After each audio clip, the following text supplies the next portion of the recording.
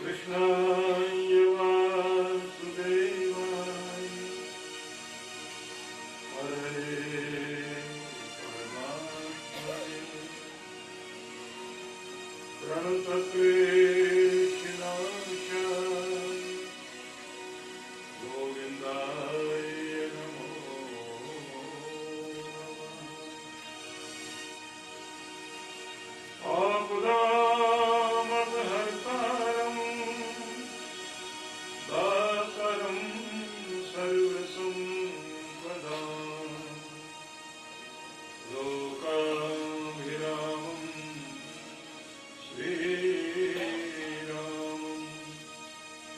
भूयो भूयो नमामि।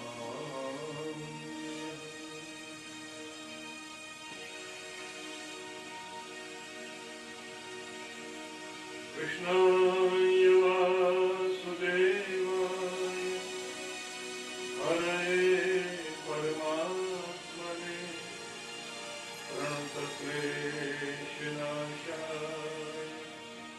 गोविन्दाय नमो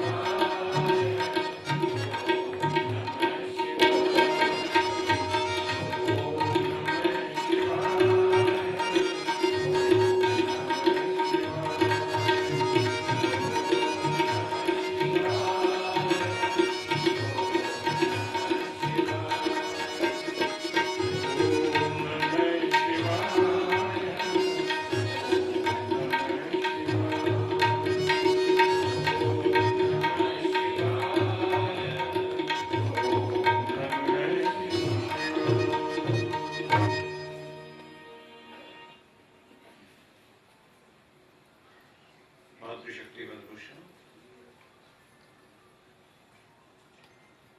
आए हुए सभी भक्तजनों को बहुत बहुत शुभकामनाएं और आशीर्वाद देता हूं और नववर्ष की भी बहुत बहुत सभी को बधाइयां, मकर संक्रांति की भी और साथ साथ वसंत पंचमी की, और इस सत्संग के लिए भी बहुत बहुत बधाई आप सभी के लिए।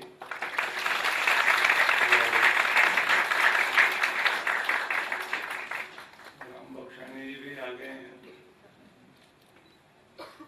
आज का जो विषय आपने रखा है, तनाव, चिंता, क्रोध, अवसाद, डिप्रेशन, इससे कैसे बचें और सच्ची खुशी कैसे पाएं। मेरी आवाज ठीक आ रही है आप सब तक?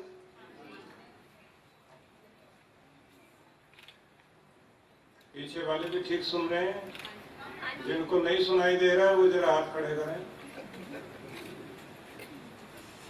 कैसे सुन पा रहे हैं आप लोग? ठीक है, उधर ये स्पीकर का मुंह उधर करिए, क्योंकि एक ही लगा दिया मुझे लगता है, और वो भी मेरी तरफ लगाया।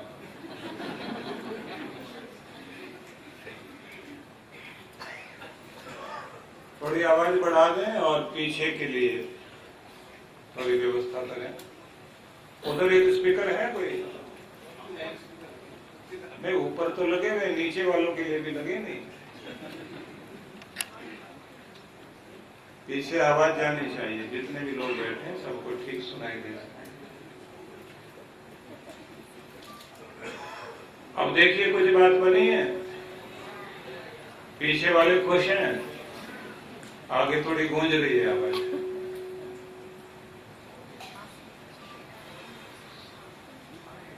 तो आइए हम शुरुआत करें। पहले मेरे साथ सभी लोग एक बार गायत्री मंत्र का उच्चारण कर लीजिए। ओम भूर्भुवः स्वः तत्सवितुर्वरेण्यं भर्गो देवस्य धीमहि धियो यो नः प्रचोदयात्।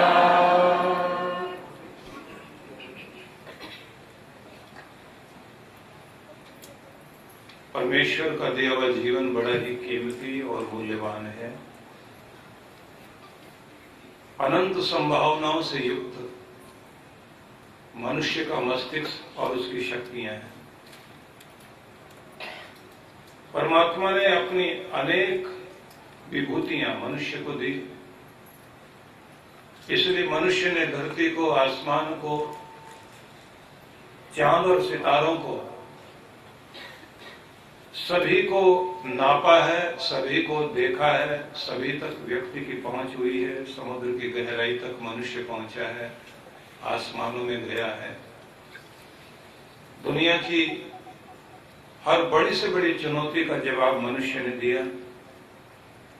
मनुष्य से बढ़कर अच्छा कोई नहीं, मनुष्य से ऊंचा कुछ भी नहीं, मनुष्य से बढ़कर शक्तिशाली कोई नहीं, मनुष्य से बढ़कर बुद्धिमान कोई नहीं। दुनिया की हर चीज इंसान के पास है। इंसान जो चाहे वो कर रहा है। ये सारी चीजें होने के बाद भी मनुष्य के साथ एक विडंबना है कि वो शक्तिशाली होने के बाद भी एक तरफ बहुत बड़ी शक्ति रखता है, लेकिन दूसरी तरफ अपनी कमजोरी भी रखता है।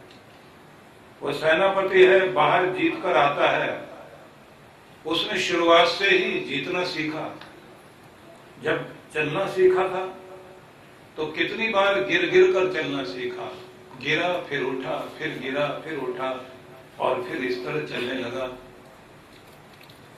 पर्वतों को लांघने लग गया। कितनी परीक्षाएं दी स्कूल में, कॉलेज में। बड़ा हुआ तो रोज ही जिंदगी की परीक्षाएं, हर जगह जीतता है आदमी। सब जगह जीतने वाला आदमी घर में आकर कहीं ना कहीं फेल होता है। कोई अपने रिश्तों में फेल हो जाता है, कोई अपनी सेहत में फेल हो जाता है, कोई मान के कारण जो उसे चाहिए नहीं मिलता, जो मिल जाता है वो उसका मनपसंद नहीं होता, और जो मनपसंद होता है वो मिलता ही नहीं। कहीं हम इसलिए दुखी कि जो चाहते थे वो आया ही नहीं, और जो आ गया है वो हमारा चाहा हुआ नहीं। कोई धन के लिए दुखी है, कोई धन से दुखी है, कोई रिश्तों के कारण दुखी है, कोई रिश्तों के लिए दुखी है, कोई पत्नी के लिए दुखी है, कोई पत्नी से दुखी है, कोई दोस्त से दुखी है, कोई दोस्ती के लिए दुखी है, कोई अपनों के लिए दुखी है, कोई अपनों से ही दुखी है, कोई दुश्मन से दुखी है, कोई कहता है मेरा कोई है ही नहीं। आदमी कहीं ना कहीं, हर कोई किसी न किसी दुख के कांटे से तड़प रहा है। इसलिए सभी के सामने चुनौतियां हैं, और सभी एक जगह ताकतवर हैं तो एक जगह कमजोर हैं। प्रश्न उठेगा कैसे जीतें, जिंदगी को कैसे जिए। असल में तो हम सभी लोग एक ऐसी अंधी दौड़ में शामिल हो गए हैं जो दौड़ कहीं खत्म होती भी नजर नहीं आती। हर दिन खुशी की तलाश में घर से निकलते हैं, कुछ चीजें जोड़ लेते हैं और कुछ दुख साथ में लेकर आ जाते हैं। उम्मीद रखते हैं कि कल आने वाला समय कुछ ठीक हो जाएगा। कुछ लोग सामान इकट्ठा करने में लगे हुए हैं। पूछा गया किस लिए? खुशी मनाएंगे इसलिए। कोई पैसा इकट्ठा करने में लगा हुआ, किस लिए? कि इकट्ठा करूंगा और फिर जिंदगी जीऊंगा और बहुत खुश हो जाऊंगा। कोई मकान बनाने में लगा हुआ, एक बनाया, दो बनाया, तीन बनाया, मकान पर मकान, जमीन जायदाद सब जोड़ता जा रहा है। पूछा किस लिए? खुशी मनाऊंगा, जिंदगी जीऊंगा। और पता लगता है कि 60-65 साल की उम्र तक वो ये जोड़ तोड़ करता रहा, और जैसे ही वो सोचता है जिंदगी जिएंगे तो पता लगता है अब तो बीमारियां आ गई, अब तो तनाव आ गया, अब तो नींद चली गई, अब तो अपनी जिंदगी जीने का समय ही नहीं रहा। और उसके बाद समझ में आता है जिंदगी तो हाथ से निकल ही गई, जी तो पाई।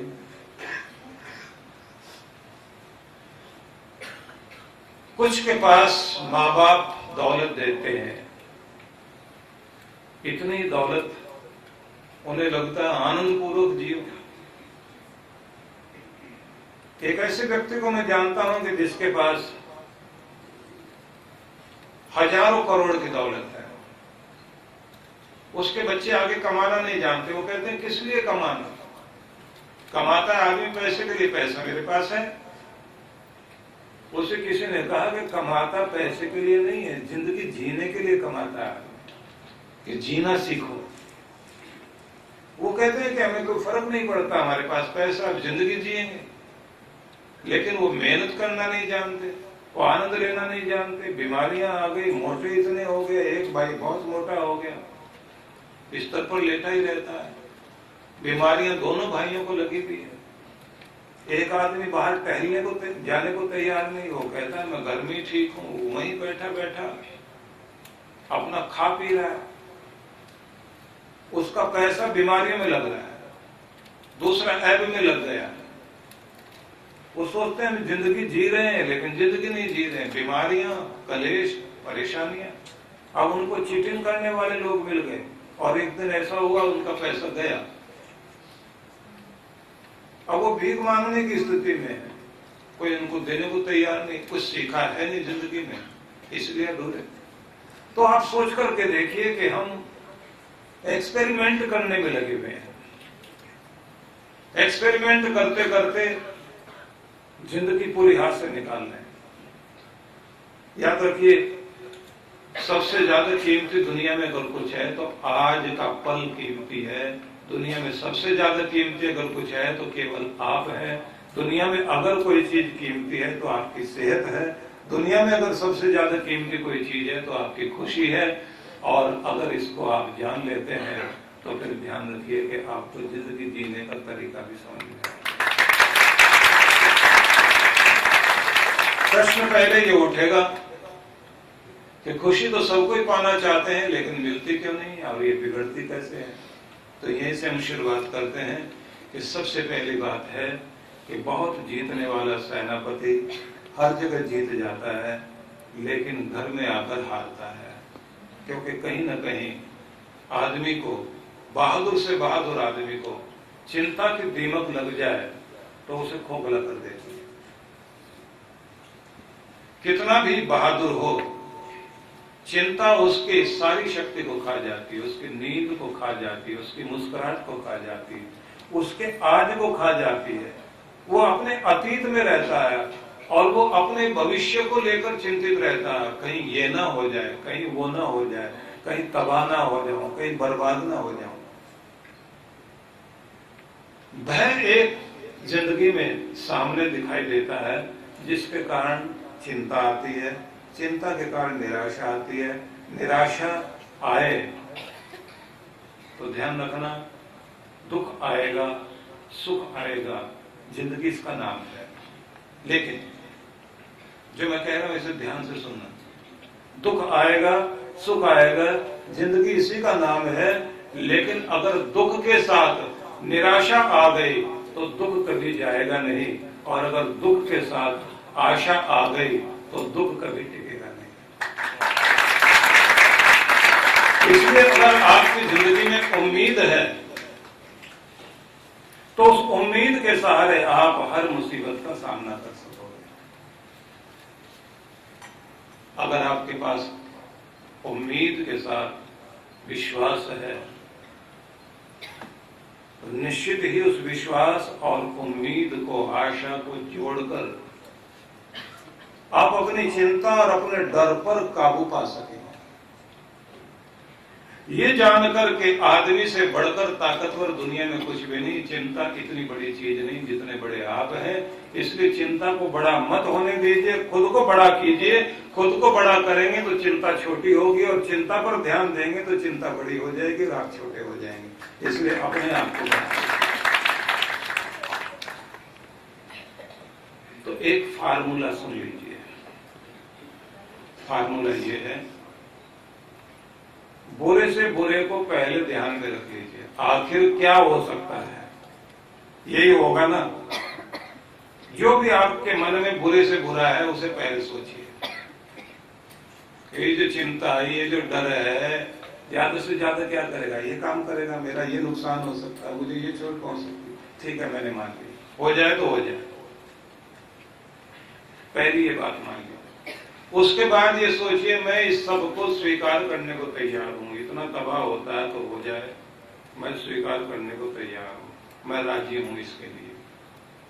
लेकिन खुद को नहीं मिटाऊंगा, खुद को खराब नहीं करूंगा। गरीब हो जाऊंगा, ठीक है, गरीब सही, ये चीज हो जाएगी तो हो जाए।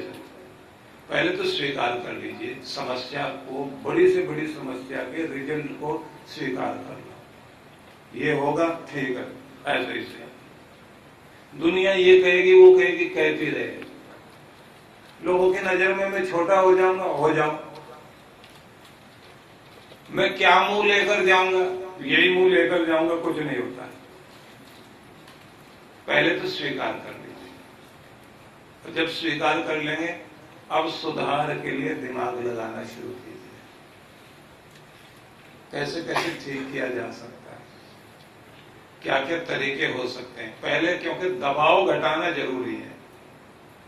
दबाव घटाने का तरीका यही है कि पहले तो किसी एक परिणाम को, एक रिजल्ट को स्वीकार कर लेना कि ज्यादा से ज्यादा यही होगा। मुझे एक आदमी के बारे में ध्यान है, वो बेचारा ऊंची बिरादरी का नाम लगाकर चलता था, मैं ये हूं, मैं वो हूं। कुछ लोगों ने उसको बुरा भला कहना शुरू कर दिया कि ये आदमी ये है, इसमें ये कमी, इसमें वो कमी है, बिरादरी वाले नीचे ना गिरा दें।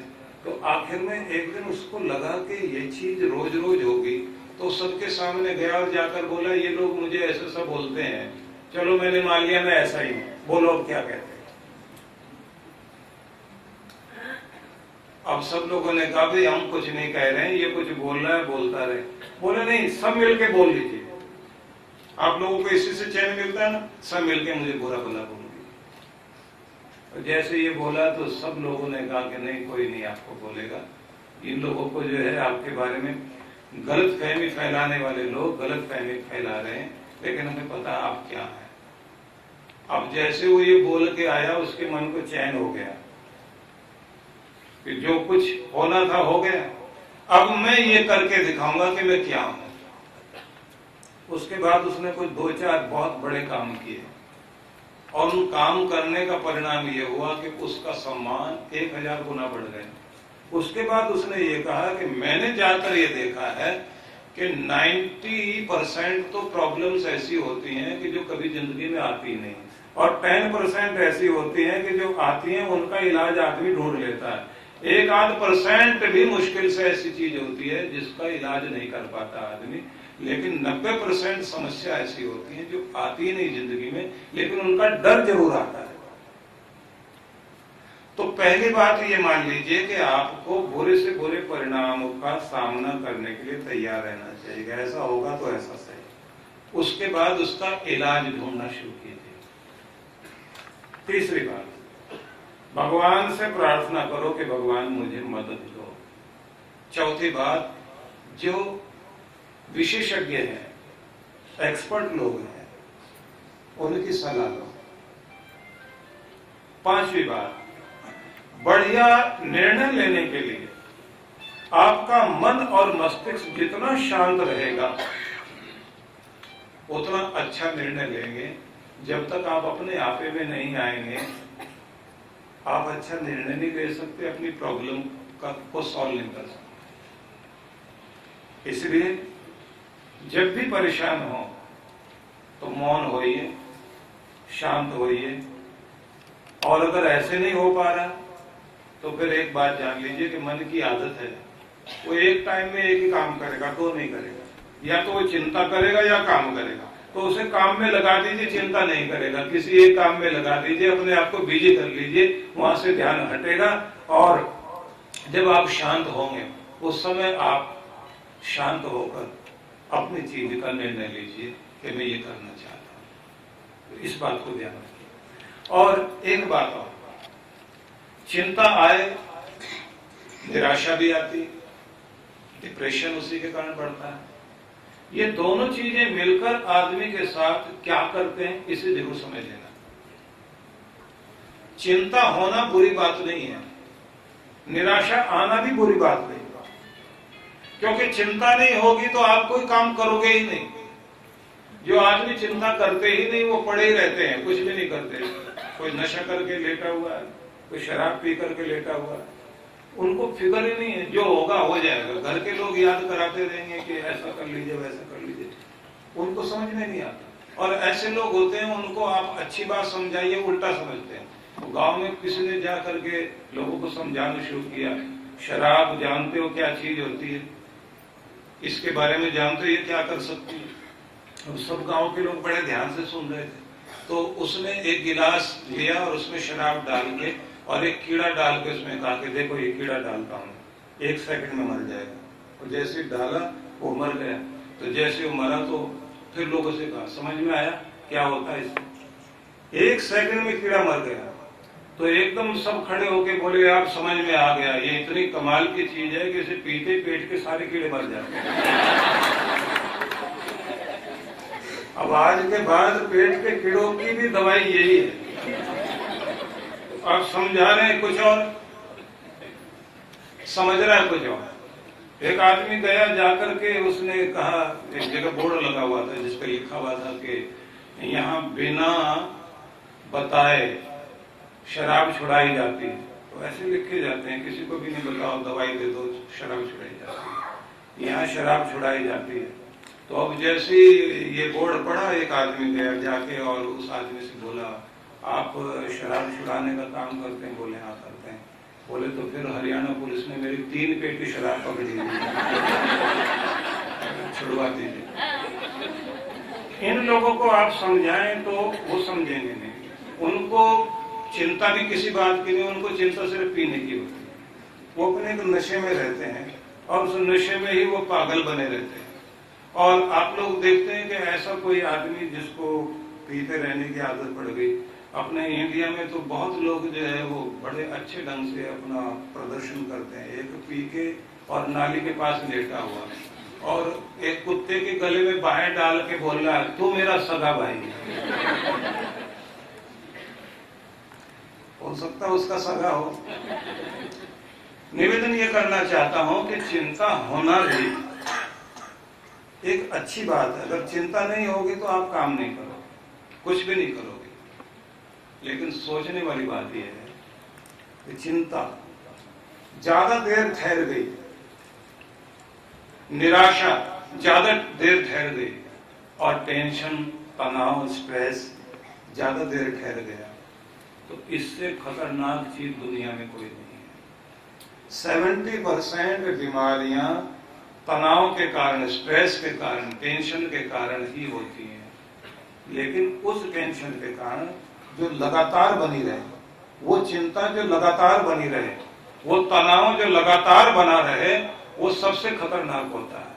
पानी ऊपर से गिरे, आदमी रोज अपने ऊपर पानी डालता है, नहाता है, लेकिन एक ही जगह पानी लगातार गिरता रहे तो पत्थर के अंदर भी छेद पैदा कर देगा। पानी कितनी कोमल चीज है।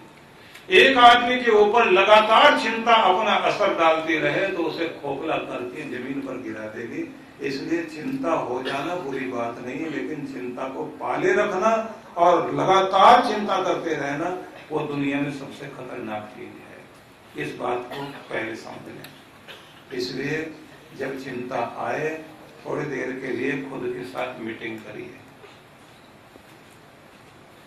दिमाग को शांत करके मीटिंग कीजिए, कागज पर नोट कर लीजिए कि मेरी ये चिंता है और मैं इसका इलाज ये कर सकता हूँ। उसके बाद में किसी एक्सपर्ट की सलाह लें, प्रार्थना करें और ये भी विश्वास रखें, आज तक मेरे साथ मेरे भगवान की कृपा रही है, अब भी आगे कृपा हो जाएगी, सब कुछ ठीक हो जाएगा, मुझे ज्यादा फिक्र नहीं करनी चाहिए, अपने भगवान पर भरोसा करना चाहिए।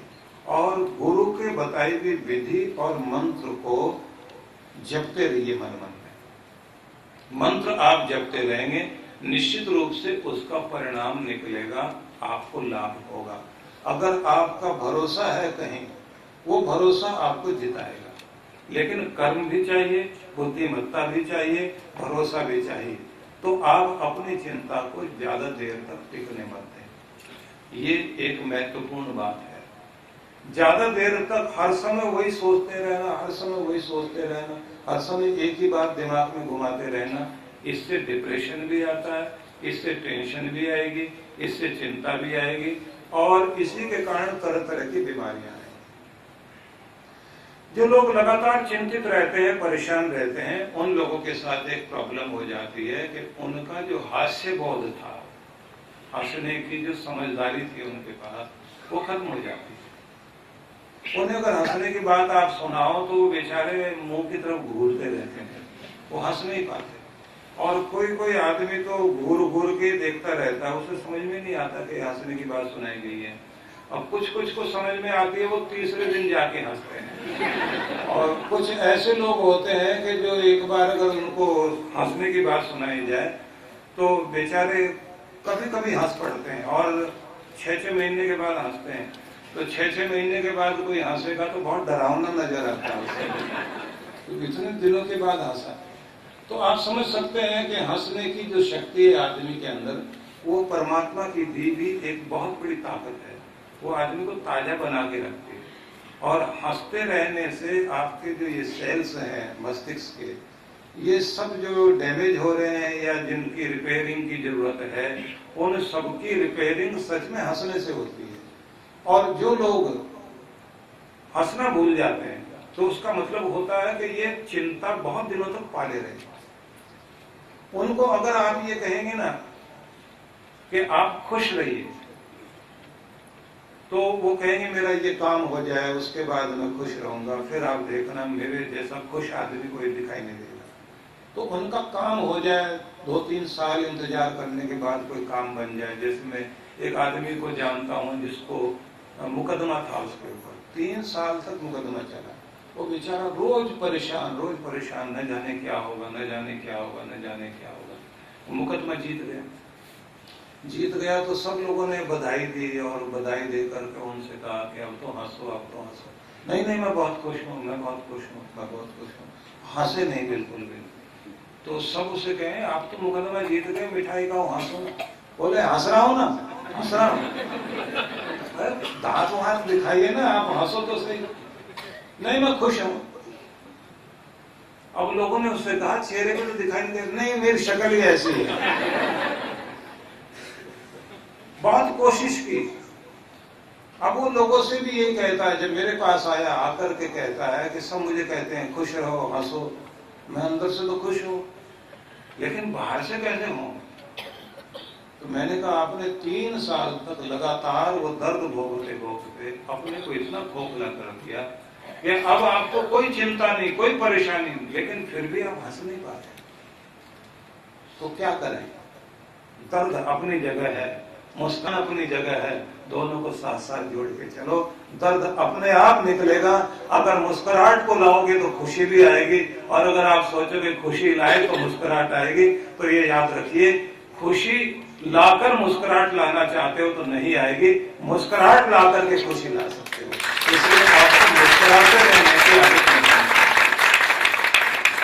मुस्कुराहट लाकर खुशी लाई जा सकती है, खुशी अंदर लाकर मुस्कुराहट नहीं लाई जा सकती। क्योंकि अगर आपको उदास रहने की आदत पड़ गई, आपके काम भी बन जाएंगे तब भी आप मुस्कुरा नहीं पाओगे।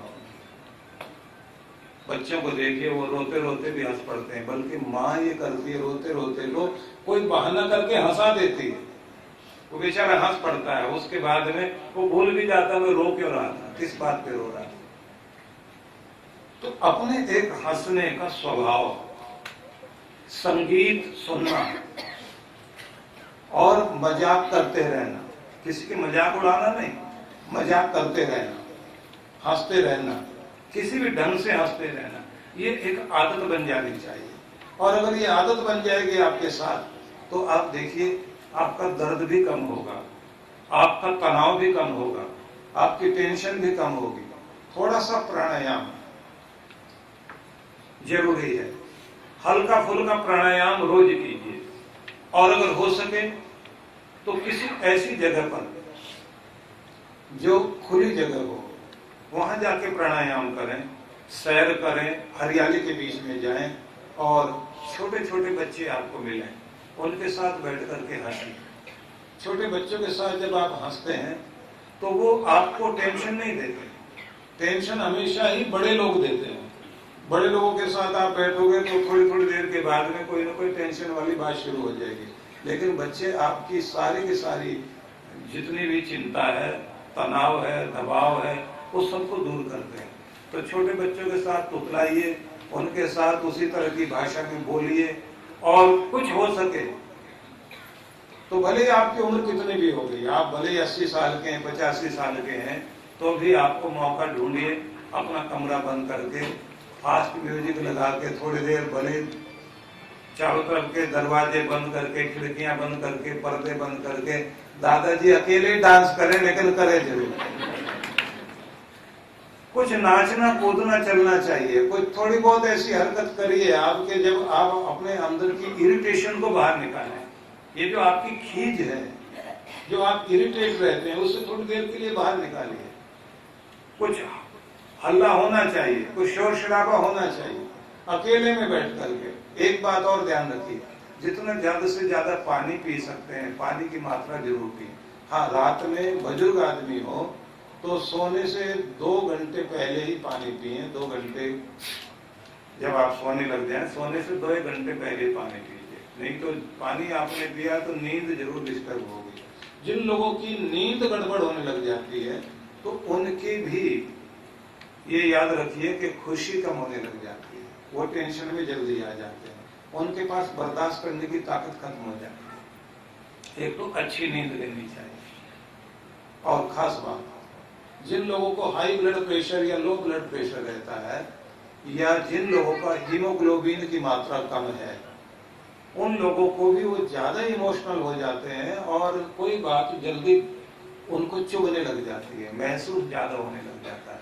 तो अपने आप को स्वस्थ रखना भी जरूरी है। तो हर एक आदमी हर 3 महीने के बाद हो सके अपना ब्लड टेस्ट जरूर कराया करें। 40 साल की उम्र के बाद तो ये नियम बना लीजिए।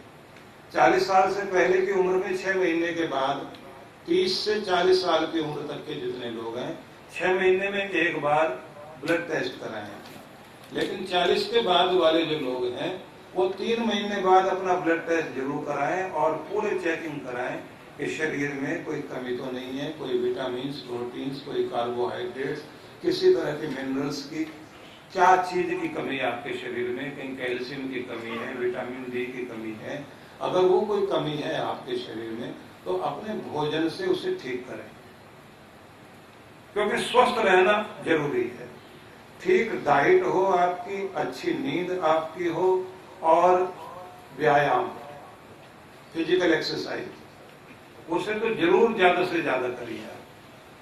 ध्यान रखिए, आप हैं, आपका शरीर है तो आपके लिए पूरी दुनिया ठीक है।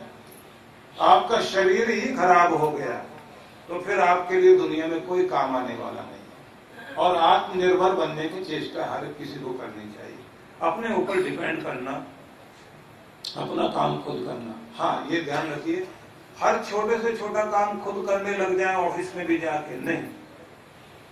काम करना और काम कराना दोनों आपको आना चाहिए। जहां आप मदद ले सकते हैं, जहां काम करा सकते हैं, वहां काम कराओ। लेकिन ये जरूर आदत होनी चाहिए कि आप मेहनती बने और आलसी न बने।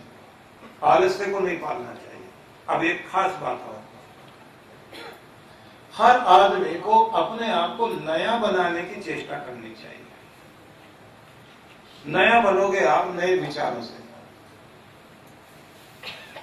अपने को नया बनाइए और निखारिए, खुद को संवारिए।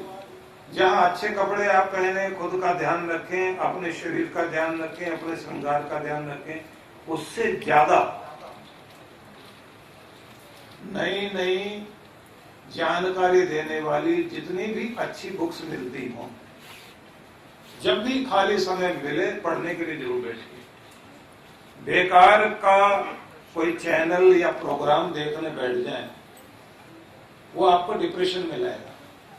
लेकिन जिससे आपको नया ज्ञान मिलता हो, नई टेक्नोलॉजी का पता लगता हो, नई जानकारी मिलती हो, नया ज्ञान मिलता हो, ऐसी जो भी बुक्स जहां से मिल सकती हो जरूर खरीदिए।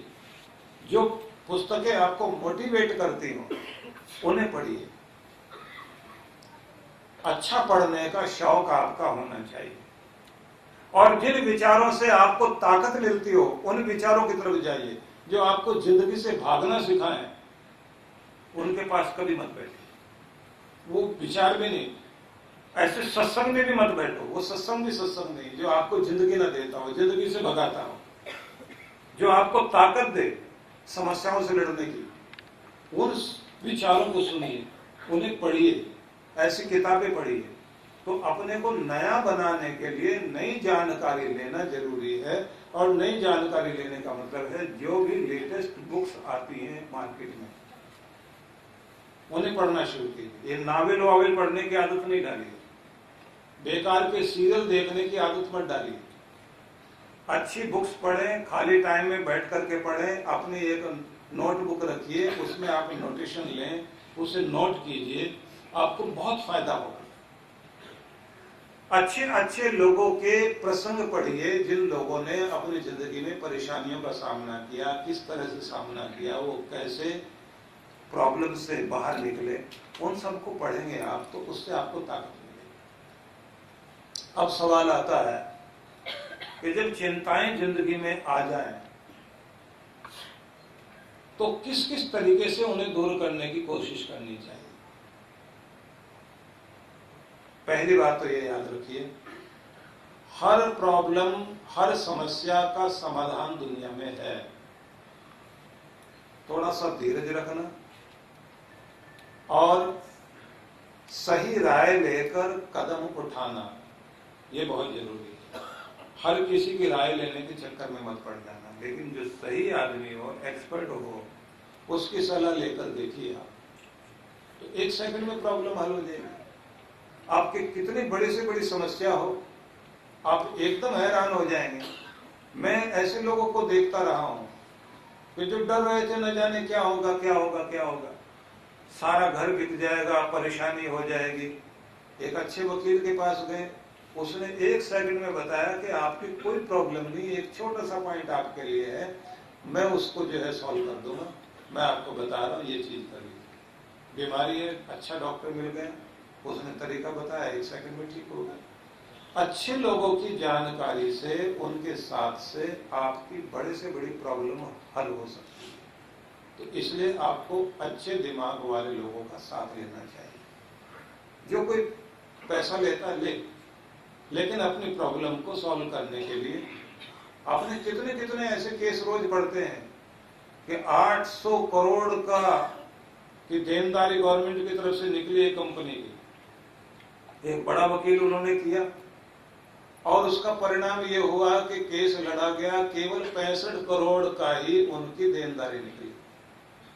और उससे पहले लग रहा था कि उस कंपनी के मालिक ने नींद की गोलियां खा ली थी, उसे लग रहा था कि जी नहीं पाएंगे हम लोग, तबाह हो जाएंगे। उसकी पत्नी और बेटी ने हिम्मत दी और ये कहा कि प्रॉब्लम नहीं है, हम लड़ाई लड़ेंगे, हम ठीक होंगे।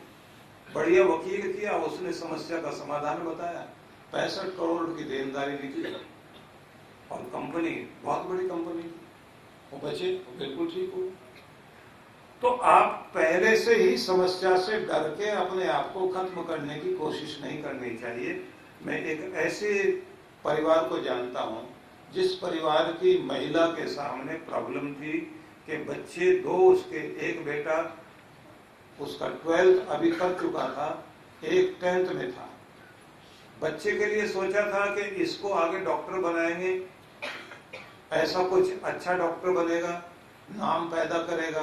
पति उसका डॉक्टर था, लेकिन एकाएक एक्सीडेंट हो गया और पति जो है वो हॉस्पिटल में पड़ा हुआ है। उसके बाद जब उसको अपने घर में जो भी जमा पूंजी थी वो उसके ट्रीटमेंट में लगा दी। बच्चों को आगे पढ़ाना था तो पैसे नहीं अपने पास में, तो प्रॉब्लम ऐसी आ गई, उन लोगों को लोन लेना पड़ गया। और वो महिला खुद इतनी मोटी थी और एलर्जी उसको रहती थी, दमा रहता था।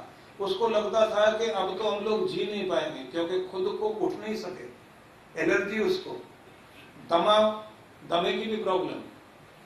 उसे लगा कि अब हम लोगों के लिए बहुत बुरा समय आ गया। वो मेरे पास मिलने के लिए आए। मैंने उनसे कहा कि आप लोग जहां हो यहीं से रास्ता निकलेगा, लेकिन सबसे पहला एक इलाज करना, हिम्मत करो। अब आदमी कहता है डॉक्टर कि मुझे तो ब्रेन में इतनी बड़ी चोट लगी है, मैं हिम्मत करना चाहता हूँ, चक्कर आ जाते हैं, मैं गिर जाता हूँ, मैं कर नहीं पाता कुछ भी। बच्चे जो है वो पढ़ाई छोड़ के बैठ जाए तो वो हिम्मत क्या करेंगे। और पत्नी की बात क्या बताऊं, तो ये तो खुद ही बिस्तर पर रहती है, एलर्जी है इसको। तो मैंने उसकी पत्नी से कहा कि आप हिम्मत करिए, प्रॉब्लम को सॉल्व करने के लिए आप ही रास्ता निकालें। मैं कैसे करूं? मैंने कब खुद पर अपनी बीमारी पर काबू पाई और आप कर सकते हैं। उसके मन में आया कि मैं अपने को ठीक करूंगी, और हैरानी की बात है कि उसके बाद वो 2 साल बाद मुझे मिले आकर। मैं उस महिला को नहीं पहचान पाया, जितनी मोटी भारी शरीर की थी वो। उसका पति उसको देख करके हंसा करता था, उसको भगवान के बजाय पहलवान कह के बोलता था। किसी को परिचय भी दिलाता था तो वो यही कहता था कि ये धरती धकेल है, ये पहलवान है, ऐसे करके कुछ भी बोल देता था। उसके लिए हंसने के लिए बोलता था, लेकिन पत्नी बेचारी बहुत बुरा मानती थी। लेकिन जब वो मिलने आए तो मैं देखकर हैरान रह गया, इतनी पतली दुबली, एकदम ठीक। मैंने उससे कहा कि आप तो पहचान में नहीं आ रही। बोले अब बहुत अच्छे दिन आ गए, भगवान ने बहुत कृपा की, हमारे दिन फिर गए हैं। मैंने कहा आप पहले बताइए आपने अपने आप को कैसे ठीक किया।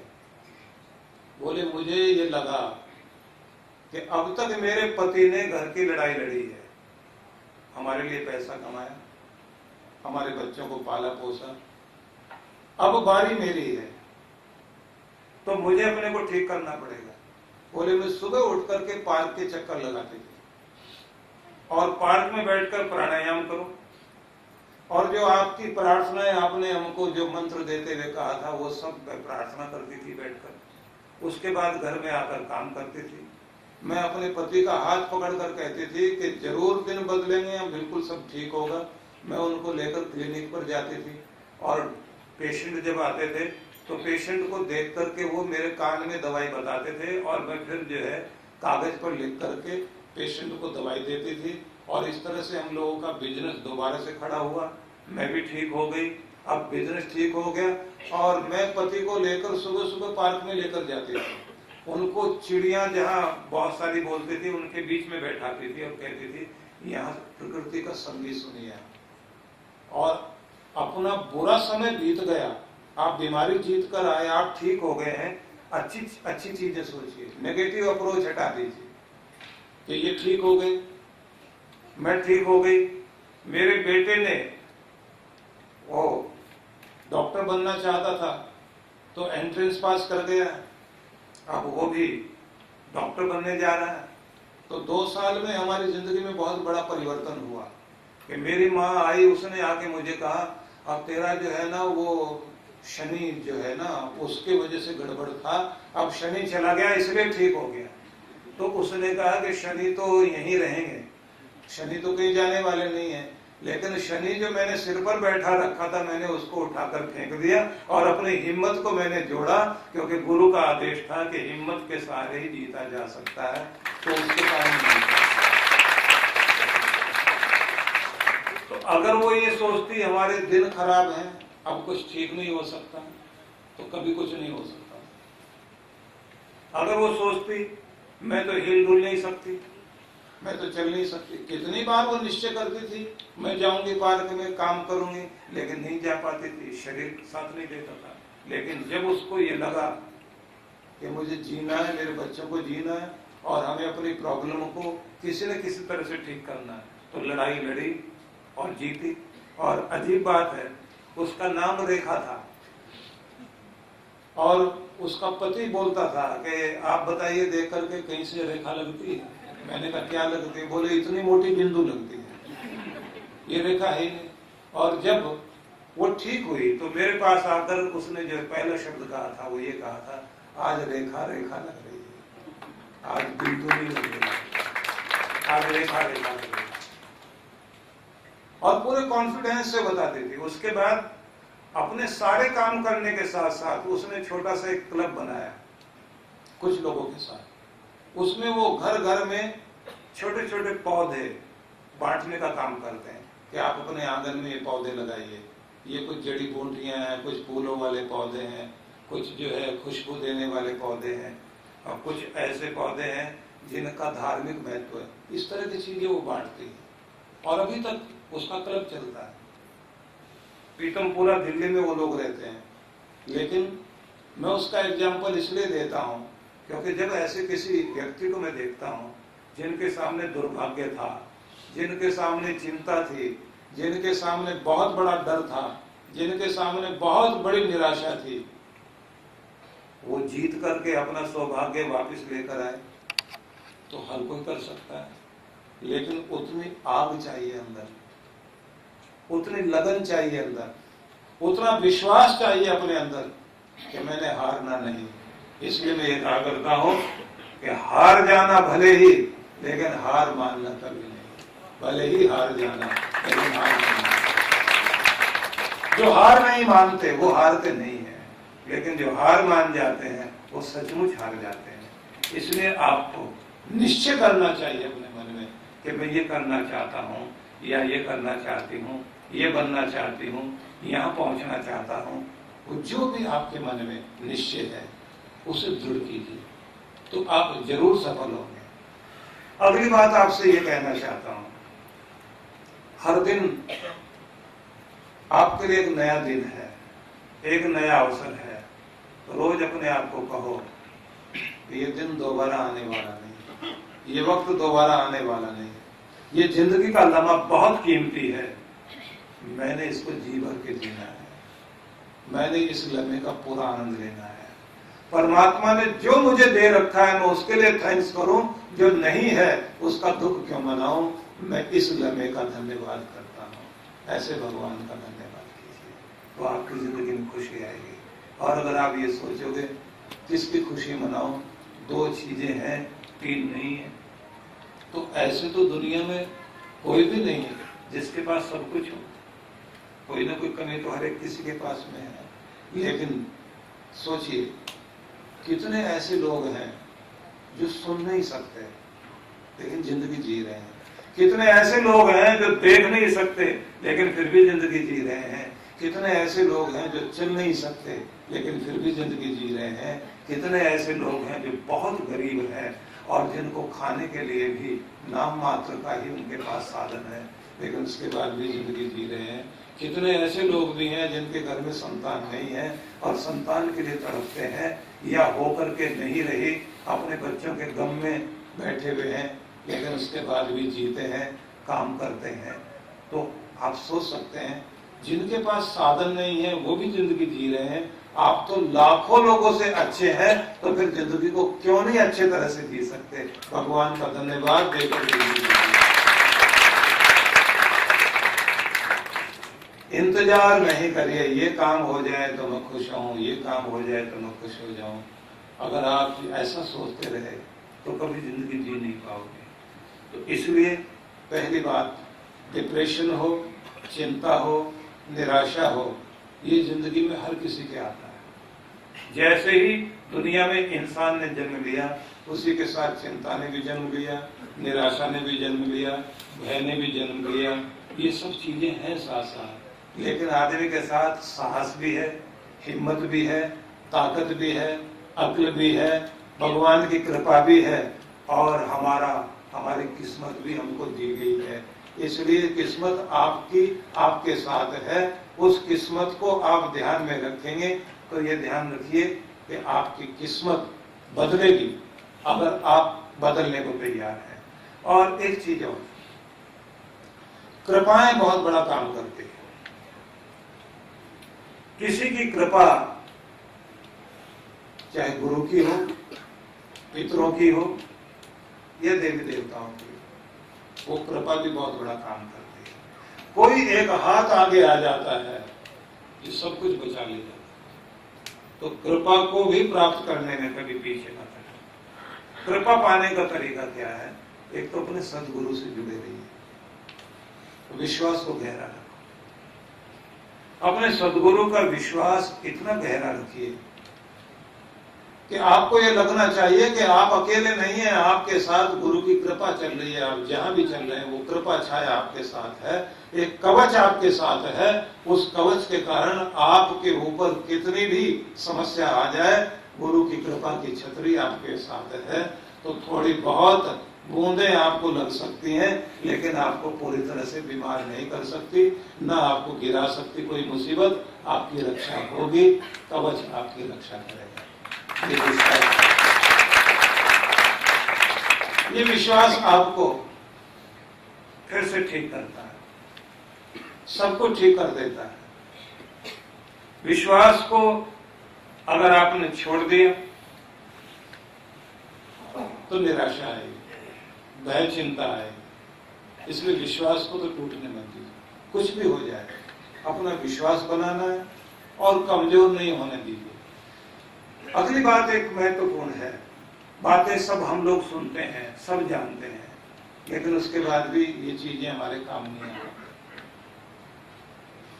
मैंने जितना बताया वो सब आपको याद है, उसके बाद भी ये चीजें आपके काम नहीं आ पाती। क्यों? क्योंकि इनकी प्रैक्टिस नहीं की हमने, इसका अभ्यास नहीं किया हमने। रोज रोज एक चिंता पालिए और उसका इलाज करिए और भगवान को धन्यवाद कीजिए, खुद की पीठ थपथपाइए कि आज मैं जीत गया हूँ, आज मैंने ये प्रॉब्लम जीती, आज मैंने ये चीज ठीक की है, आज मैंने वो ठीक की। अपने को विजेता बनाने की, योद्धा बनाने की आदत डालिए। अगर आपको जीतने की आदत पड़ गई, आखिरी तक जीतेंगे भी और जिएंगे भी सही। इसलिए रोज प्रैक्टिस करनी पड़ेगी। और ये नहीं कि बात बात में लोगों के सामने रोना रोना और ये कहना कि मेरी किस्मत अच्छी नहीं। कुछ लोग मुझे ऐसे ही दिखाई देते हैं दुनिया में, वो कहते हैं अपनी तो किस्मत इतनी खराब है कि अगर हम कब्र खोदने का भी काम करें ना तो लोग मरना छोड़ दें कि इसे नहीं काम मिलना चाहिए, इसलिए मुझे तो कोई काम नहीं देगा। कुछ ये कहते हैं कि देखो जी, जब जिंदगी आदमी की किस्मत खराब होती है ना, आदमी कुत्ते से बचने के लिए ऊंट पे बैठ के भी जाए तो ऊंट पे बैठे बैठे को कुत्ता काटता है। दो चार संयोग ऐसे हो सकते हैं कि आपके साथ बाई चांस ऐसा कुछ हो जाए जो अनहोनी घटना, लेकिन दो चार चीजों के साथ में ये मत सोच लीजिए कि वो परमानेंट चीज हो गई।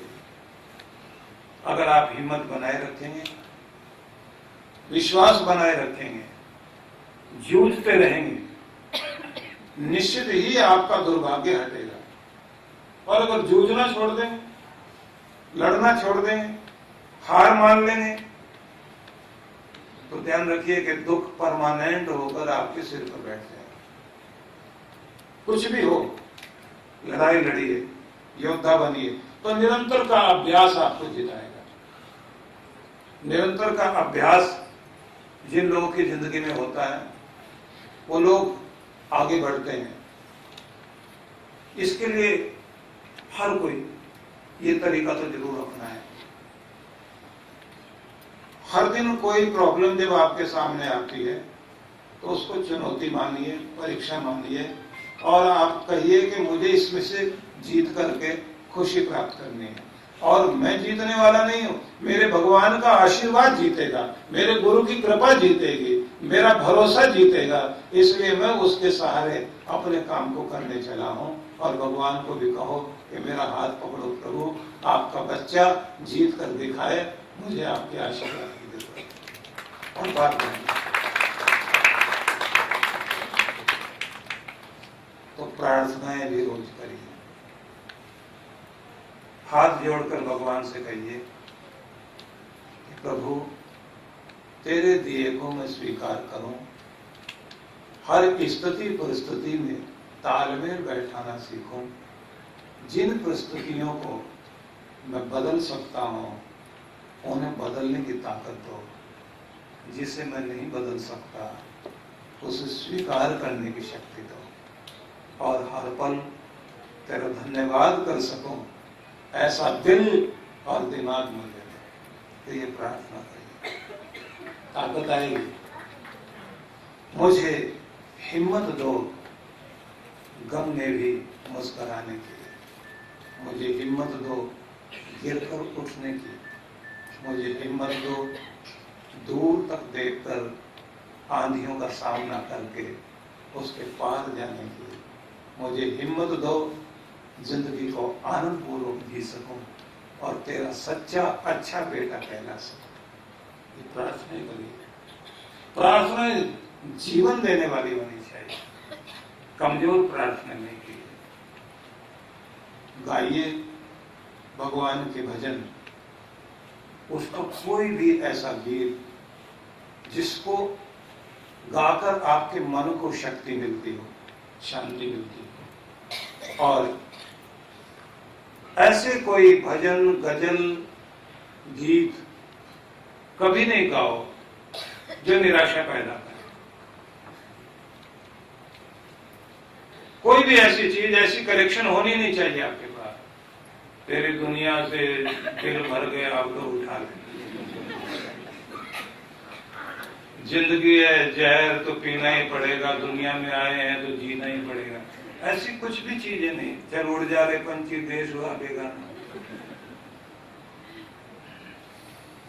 ऐसी चीजें अगर आप बोलोगे, गाओगे, परिणाम क्या होगा? आप डिप्रेशन में चलते चले जाओगे। आप उन चीजों को बोलिए जो ताकत दे, जिनको गुनगुनाने से आपकी हिम्मत बढ़े। और जहां कोई आपको निराश कर रहा हो, एक बच्चे को मैं देखता था, उसको जब कोई डांटता था तो वो दौड़कर कमरा बंद कर लेता था और उसके बाद में ठीक होकर बाहर आता था। तो मैं उससे पूछता था क्या करके आया। बोले जब ये सब लोग मुझे डांटते थे ना तो मैं समझता था कि ये नेगेटिव एनर्जी फैला रहे हैं, तो फिर मैं फास्ट म्यूजिक अंदर लगाता हूँ, खूब डांस कर करके जो है ना, और उनको चिढ़ा चिढ़ा करके उनका फोटो सामने लेके मुंह बना बना के उनको चिढ़ाता हूँ और फिर हंस बोल कर बाहर आ जाता हूँ, ठीक हो जाता हूँ। एक और व्यक्ति थे हमारे पास में रहते थे, तो मैं उनसे पूछता था, जब मैं पढ़ता था उन दिनों की बात है, मैंने कहा आप अभी बैठे बैठे यहाँ किसी से बात कर रहे थे और फिर कहीं भाग गए, तो क्या हुआ, कहाँ चले गए? बोले वो एक आदमी डिप्रेशन वाला आ गया था, उसने आकर मुझे कहा बहुत कमजोर लग रहे हो आज, तो बहुत दुखी लग रहे हो, तो इसलिए मैं उठ के भागा। मैंने कहा कहाँ गए? बोले 2 किलो दूध पी के आया। मैंने कहा फिर कहाँ गए? बोले फिर उसकी दुकान पे गया और वहां जाके बोल के आया कि 2 किलो दूध पी के आया, बता कैसा लग रहा है। मैंने कहा फिर 2 किलो दूध पीने की क्या जरूरत थी? बोले दिमाग के अंदर तक जहर चला जाता और मैं अपने को मान लेता कि मैं सच में कमजोर हो गया हूँ, तो मैं तो बीमार पड़ जाता। वो नजर लगा के गया मेरे ऊपर, तो मैंने उसको कह दिया कि जब भी तू ऐसे बताएगा मैं 2 किलो दूध पी के आऊंगा, और किसी दिन ज्यादा बोलेगा तो 3 पीऊंगा। वो बहुत हंसोड़ आदमी था, बरसों तक मैं उसे देखता रहा, कोई चीज कभी उसे रुला नहीं पाई, क्योंकि हमारे जीने का अंदाज अगर सही हो, सोचने का ढंग अच्छा हो, तो ये ध्यान रखिए किसी का कोई भी फेंका हुआ पत्थर आपको उदास नहीं कर सकता। इसलिए आपको अपने विचार बदलने पड़ेंगे। वे लोग जो आपको निराश करते हैं वो एक तरह से जहर देने का काम करते हैं, और जो आपकी आशा जगाते हैं, आपका विश्वास जगाते हैं, आपकी हिम्मत जगाते हैं, समझ लीजिए वो अमृत देने का काम करते हैं, उनके पास जाते हैं। इसलिए सत्संग को भी, सत्संग में प्रवचन को अमृत वचन कहते हैं। ये कहां गए थे? अमृत वचन सुनने के लिए गए थे। महान पुरुषों की वाणी को अमृत वचन कहा जाता है क्योंकि वो शक्ति देती है। इसलिए आपसे निवेदन करना चाहता हूं कि आपकी जिंदगी में निराशा है, तनाव है, दबाव है, तो इलाज भी आप ही के पास है। तो हर दिन प्राणायाम आपको करना है, एक्सरसाइज आपको करनी है, अच्छे विचार अपने साथ जोड़ने हैं, नई पुस्तकें आपको पढ़नी है, नया खुद को बनाना है, अच्छी चीजें सुनने और सीखने के बाद उसका अभ्यास जारी रखना है। रोज रोज की आई हुई चुनौतियों का सामना करने के लिए आपको हर दिन प्रैक्टिस करनी है। आपको मन को समझाना है मैं हार जाऊं भले ही, लेकिन हार नहीं मानूंगा, आखिर में मुझे जीतना है, मैं यहीं पड़ा नहीं रहूंगा, अपनी परिस्थितियों से बाहर निकलूंगा। आपको बार बार अंदर ये विचार लाने हैं। आपको ये कहना है मुझसे बढ़कर दुनिया में कुछ भी कीमती नहीं है, मैं खुद को पहले बचाऊंगा, अपनी नींद अच्छी लूंगा, अपनी सेहत को अच्छा बनाऊंगा, अपनी मुस्कुराहट को कायम रखूंगा। मुस्कुराहट आएगी तो अंदर खुशी आएगी। खुशी लाने के चक्कर में मैं खुशी का इंतजार करते करते जिंदगी बिता दूं, वो समझदारी नहीं है। मैं मुस्कुराते मुस्कुराते गम में भी अगर जिंदगी बिताऊंगा तो खुशी हर रोज मेरे अंदर आएगी और मुझे हंसाएगी। मुझे खुशी को अपने अंदर लाना है। आपको ये भी कहना है कि आज का दिन बहुत कीमती है, ये मेरे लिए भगवान का दिया हुआ वरदान है। मैं हर आज को जी भर के जीऊंगा, जिससे आने वाला कल भी अच्छा हो और बीता हुआ कल भी मेरे लिए मधुर बन सके। मैं एक एक दिन का, एक एक लम्हे का आनंद पूर्वक उसका स्वागत करूंगा। आपको ये भी कहना है धन्यवाद देते हुए रोज जिंदगी को जीना है। आपको ये भी कहना है कि मैं प्रार्थना करते हुए एक एक दिन को व्यतीत करूंगा। प्रार्थना से मुझे शक्ति मिलती है। मैं उन विचारों को सुनूंगा जो मुझे ताकत देते हैं। मैं प्राणायाम, मुस्कुराहट, खुशी को रोज जिंदगी के साथ जोड़कर अपने को बलशाली बनाऊंगा। ये सारी चीजें साथ साथ जोड़िए और निश्चित ही आप नए होंगे, ताजे बनेंगे। नया साल आपको नया कर देगा। बहुत बहुत शुभकामनाएं। बहुत खुशी है मुझे आप इतने प्रेम से इतनी संख्या में यहाँ आए सुनने के लिए, हमारे पास जितनी जगह है वो पूरी आपने भरी, लेकिन इधर एक कोना है बाहर की तरफ, वहां भी बैठने के लिए स्थान बन जाएगा। तो आप सबको बहुत बहुत शुभकामनाएं मैं अर्पित करता हूँ। आइए मिलकर 2 पंक्तियां गुनगुनाते हैं और उसके बाद आपको मौका देंगे। आप क्वेश्चन आंसर का जो अवसर होगा वो आपके लिए पूरा मौका दिया जाएगा। आप अपने सवाल तैयार कर लेंगे। तब तक मैं चाहूंगा आप मेरे साथ मिलकर बोलेंगे।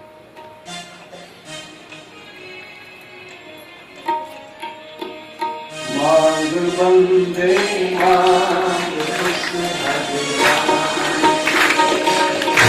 मांग बंदे मांग भगवान, क्या मिलेगा मांग कर इंसान से, क्या मिलेगा मांग कर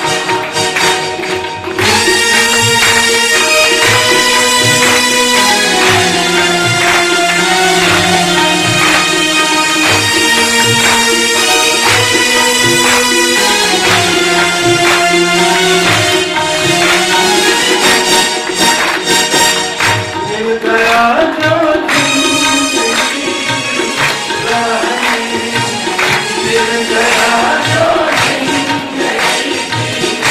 मांग बंदे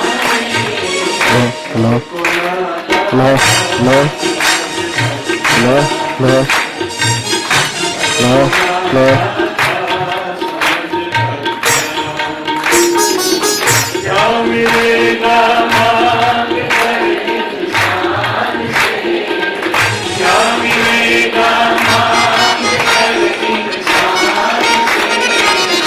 मांग बंदे मांग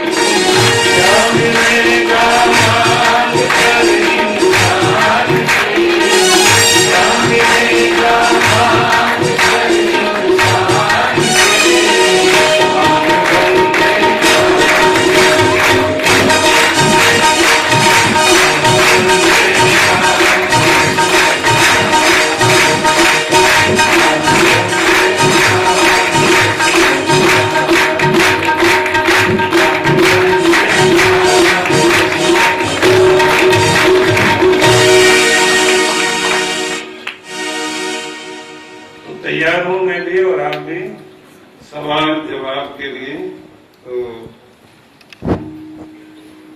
अपनी जगह खड़े होके वहीं से आप बोलते जाएंगे और मैं यहाँ से आपको जवाब दे दूंगा। आप बोलिए, पहले नाम बता दीजिए अपना। ये मुस्कुराने वाली दिशा है। सवाल बताइए।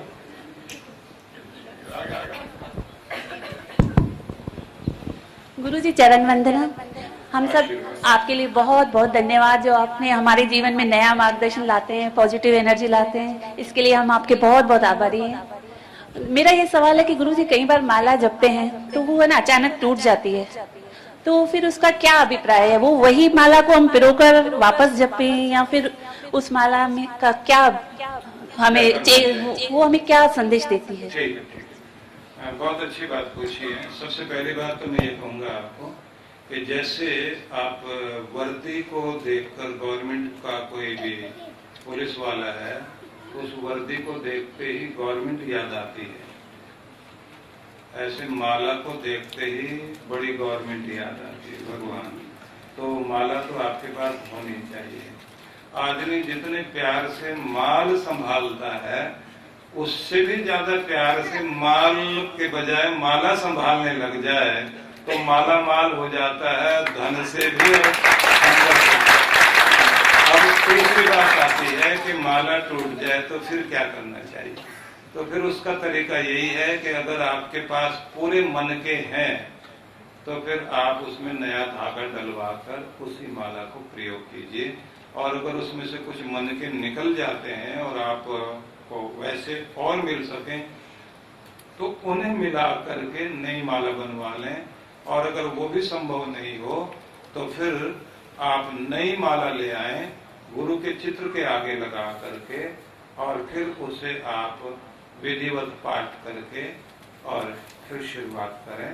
वो माला आपकी काम आएगी। और अगली बात, माला सीढ़ी है भगवान की तरफ जाने के लिए। तो माला जपते जपते, भले ही नाम जपते जपते माला छूट जाए हाथ से, लेकिन अंदर अंदर जाप नहीं छूटने देना। ध्यान भगवान में लग जाए, और जैसे ध्यान लग जाए, भले ही जाप भी छूट जाए, जो जप रहे थे वो भी छूट जाए, लेकिन ध्यान वहीं टिकाए रखो। जैसे ध्यान हटे फिर माला शुरू करो, क्योंकि माला सीढ़ी है, सीढ़ी से चढ़ते हुए मंजिल तक पहुंच गए। मंजिल तक पहुंचने का मतलब ध्यान टिक गया। ऐसे जपो माला कि ध्यान टिक जाए, और ध्यान हटे तो फिर माला, और फिर माला चलाते चलाते ध्यान टिकाओ। ऐसे माला का प्रयोग करिए। अगली बात और, क्योंकि इतने अच्छे से इन्होंने पूछा तो पूरी बात बताता हूं। माला जब आपके हाथ में हो तो माला को लेकर पहले माथे से लगाइए, फिर दाईं आंख के पास, फिर बाएं के पास लगा करके, फिर दोनों हाथों, मतलब दोनों उंगलियां बीच की जो है ये, और अंगूठा इसके बीच में पकड़ के माला को चलाना शुरू कीजिए। ठीक है? तो ये माला की बात हुई। आशीर्वाद।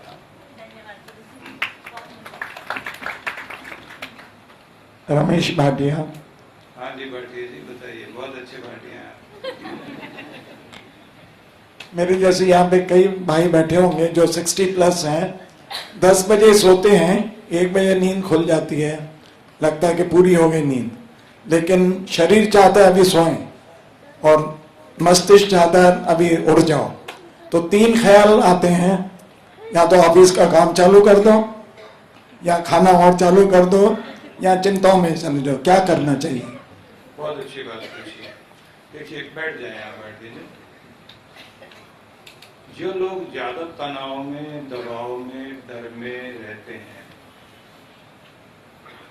उन लोगों के साथ नींद पूरी न होने की प्रॉब्लम रहती है। बीच में नींद खुल जाती है, और मस्तिष्क जो है वो नींद चाहता है, उसे आराम चाहिए। इसलिए आपको इच्छा लगती है सोएं, लेकिन नींद नहीं आती, और उस समय जो है विचार आने लग जाएंगे, चिंताएं आने लग जाएंगी। तो पहली बात तो ये ध्यान रखिए कि जब आप लेटे हुए हैं तो नींद खुल जाती है, तो आप ये समझें कि नींद मस्तिष्क को विश्राम देने के लिए है। मस्तिष्क को विश्राम देने के लिए नींद है। तो आप इस तरह से लेटिए कि ये महसूस करते हुए मैं अपने दिमाग को विश्राम दे रहा हूँ, आराम दे रहा हूँ। तो उस समय कोई मन मन में जाप करते हुए लेटे रहे और चीजों को हटाए।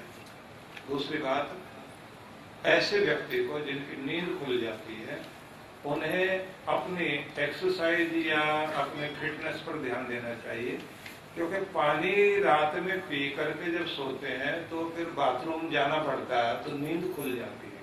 तो ऐसे लोगों को फिर दोबारा आके जब सोते हैं तो या तो नींद पूरी आएगी नहीं या सपने सपने आते रहेंगे। तो एक तो पानी का भी कुछ ठीक कर लें, और एक चीज और, ब्लड प्रेशर जिनका नॉर्मल है उनके लिए प्रॉब्लम नहीं होती। जिनका ब्लड प्रेशर भी कुछ थोड़ा बहुत ऊपर नीचे चलता है तो उन्हें भी ये प्रॉब्लम हो जाती है, कुछ शुगर वालों के लिए भी हो जाती है।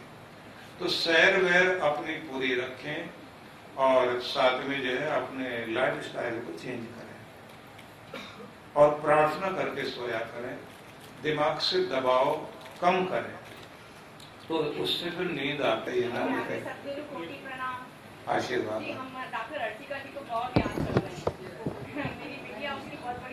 अभी मैं यहाँ बैठा था तो उसका फोन आ रहा था मुझे, तो मैं उठा नहीं पा रहा था क्योंकि इतने सारे लोग मुझे बोलने नहीं दे रहे थे।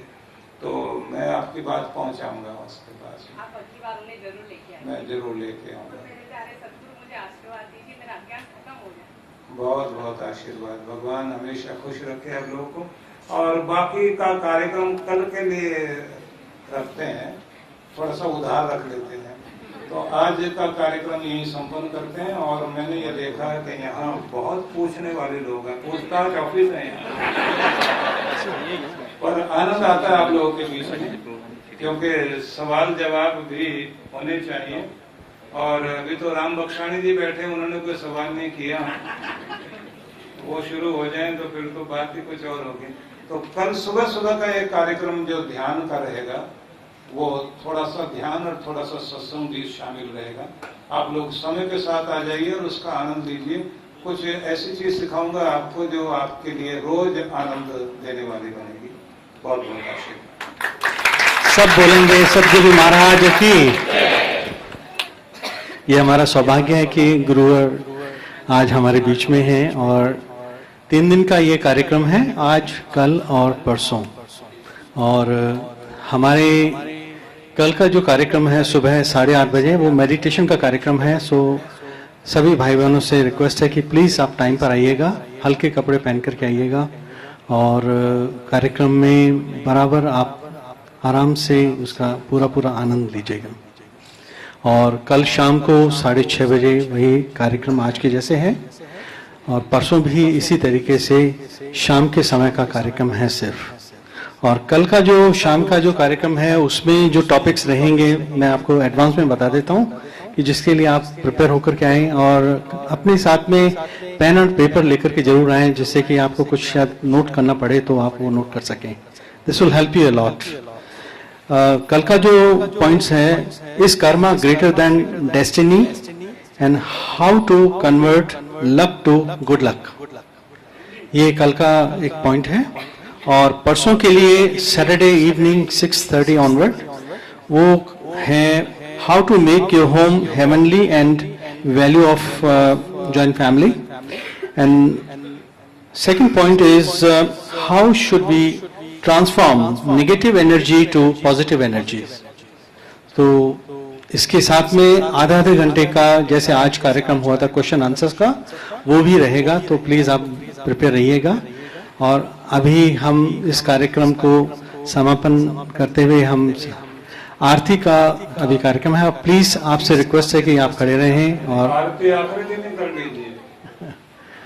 ठीक है, तो सर्वे भवन्तु सुखिनः, सर्वे सन्तु निरामयाः, सर्वे भद्राणि पश्यन्तु, मा कश्चित् दुःखभाग् भवेत्। शांति शांति शांति।